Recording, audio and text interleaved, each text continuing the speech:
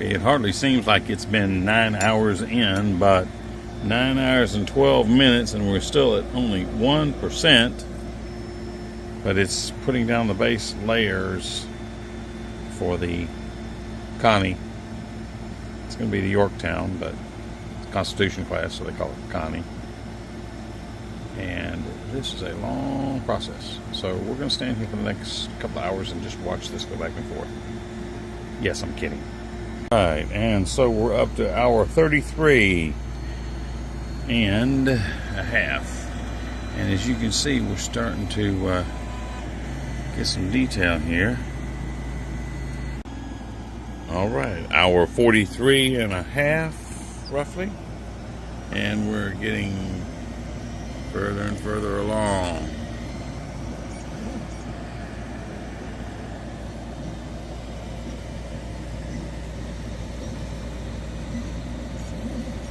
Nicely. Just to give you an idea of the size. That's the saucer. All right, the first top section is completed, and I am going to have a lot of fun trying to get this off the build plate. But you can see it got a lot of detail. I thought I left those off, those little things. I thought I also left off the dome because I was going to put a resin dome in there. Same for that one. I don't know why they showed up. I'll have to go back and look at that. It left off the little holes for the... I guess it didn't. Okay. Anyway, that's the top half after 40 some odd hours. Okay, well there it is. I got it off. And let me tell you, it was not easy getting it off that big build plate, but that's going to look good, I think, once we get it all put together. There's a lot of layer lines, though, so I'm going to have to see what I can do about that. Okay, nothing like a little bit of filler to start filling in the ridges. Okay, the reason it's got those lines is because I actually dug out the grooves after putting the Bondo on.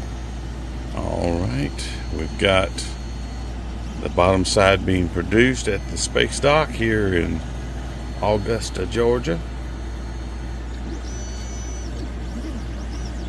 This is going to be the bottom side.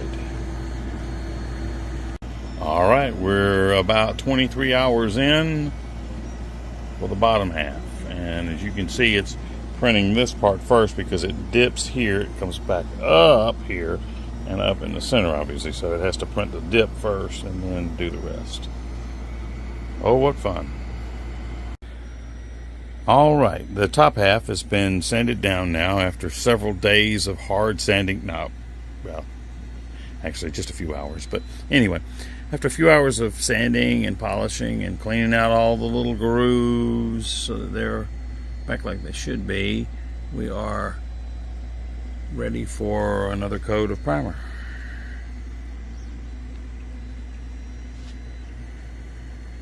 And while I'm at it, 24 hours and it's still in work for the bottom half. It'll be a long time yet. And coat 2 of the primer. It's actually a primer filler, so it fills in some more of the small layer line, and so I go back through and dig out the grooves to keep the definition of the outlines of the panel. Alright, we're into hour 36 and a half of the bottom side, and as you can see, it's a lot thicker, and it's coming right on up.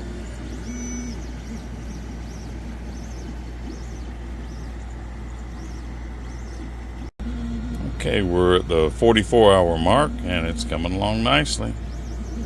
Getting nearer and nearer.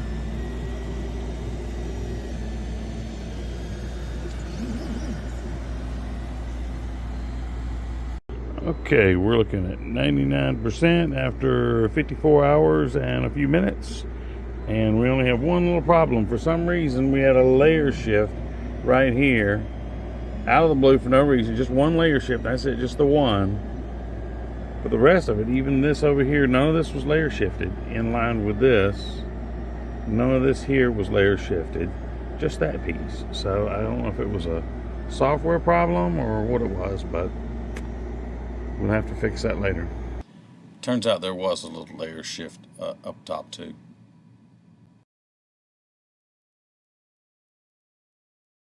A question for everyone out there. Maybe somebody can tell me, what would you do to separate that at the layer shift so that you could reattach it in the correct position? Is there a way that you would break it or cut it or slice it to take that off so that you could reattach it? Or would you just cut it with something and then sand it down and then just reprint to the closest specification? Good news, everybody. I contacted Starfleet engineers and they told me to simply take and put this in a vise right along where the crack, where the layer shift line was, and then snap it, and sure enough it snapped right off right at the layer line shift. So as you can see now, it does not shift now. I've glued it back on in the right place, and of course we'll Bondo it and cover up the crack and everything else, but looks like that's going to work out just perfect. I believe the heater bed cable, power cable in the back right hand corner of the heater bed was snagging on the corner of the frame, and I think that's what was causing the layer shift. We're working on another section now, and as you can see, it's 10 hours into production, and it's coming together pretty good. I mean, got a slight layer line shift there, but other than that, it looks pretty good.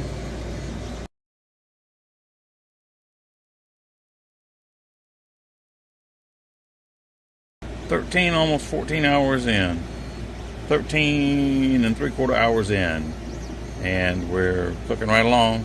I took the two end caps off for the warp nacelles, which are back here. I just went ahead and popped them off the bed. They came out pretty easy. So those are going to go on the ends of the warp nacelles.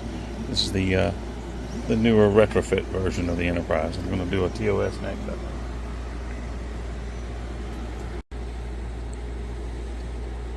All right, 16 hours and 16 minutes. And it's not perfect, but we can clean it up.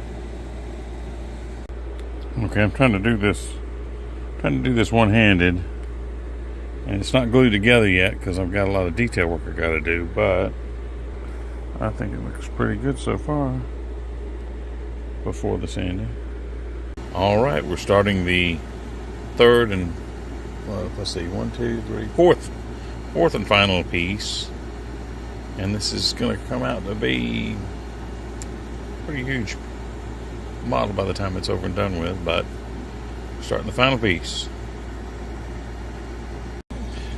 All right, so for today we're at 30% of the final part.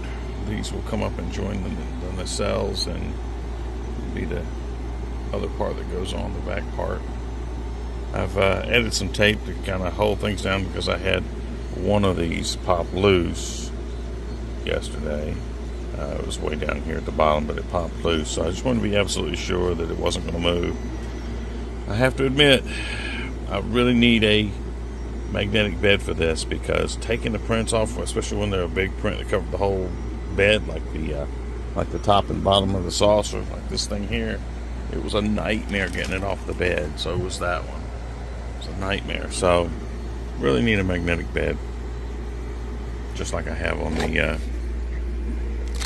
S1. That worked great.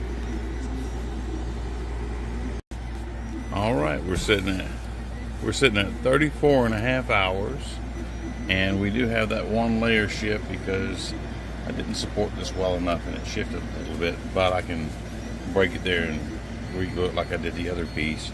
Other than that, it looks like it's coming along nicely. Before you know it, we'll have a finished piece for the rest of the assembly. Okay, we are at 97%, 45 hours in, and it's almost done. It's just got the last of the top to do. All right, got that little bit down here to fix. But other than that, the rest of it looks pretty good. All right, the fourth piece is done. So I've just got to take off the bed, fix that one warp nacelle, sand it down, prime it, and get it ready for everything else. All right, the tips are not on the nacelles, they're over on the counter over there, but I've only got two hands. But I cannot wait to start assembling this, but lights have to go inside. But look at how big that is. Let's see if we can do a Starship Enterprise or USS Yorktown fly-in. By the way, just want to let you know I decided not to do the lights on this one. So you'll hear some references, but I chose not to. How about that, eh? Oh, what fun. Oh, okay, everybody, we're back, and we've had this glued down all night long. We're putting the two pieces together. Decided not to put the lights in it.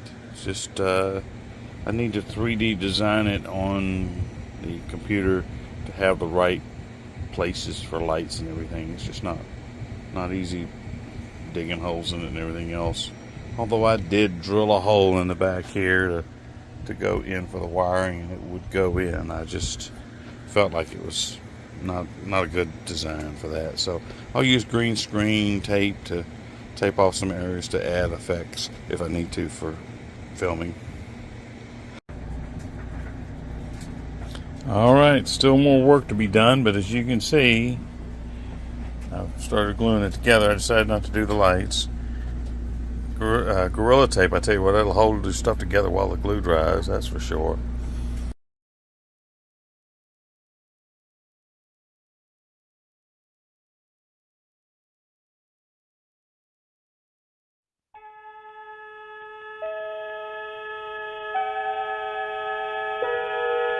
Space, the final frontier.